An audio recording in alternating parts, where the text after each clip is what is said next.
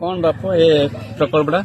कौन है ये करछ ना अछि ऑटोमेटिक प्लांट इरिगेशन सिस्टम आमे जानछे जे गोटे जदि फसल किंबा गछरे अधिक जल देबा ताले से फसलटी नष्ट हो जिवो किंबा कम जल देले से फसलटी मध्ये नष्ट हो जिवो से ताहाकु नै एडा हम गोटे प्रोजेक्ट बनेछु जोडा कि गोटे फसल थिबा माटी रो मॉइस्चर लेवल को मापी एडी देख इंडिकेट करे थाए 37% जा द्वारा कि गोटे तार तापमात्रा मध्ये एडी देखे थाए फारेनहाइट सेल्सियस मॉइस्चर रो अर्थ होची जे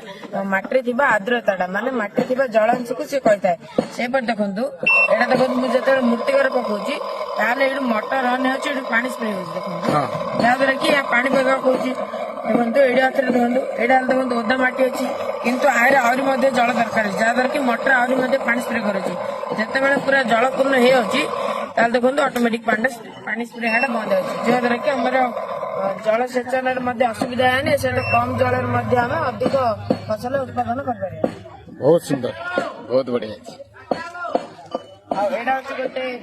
एडा आमे चाहे सोलार व्यवहार कर परबा आ तापर एडा हो गोटे रेन वाटर हार्वेस्टिंग सिस्टम टा जोटा कि आमे डीप वाटर हार्वेस्टिंग रे कन्वर्ट कर देछि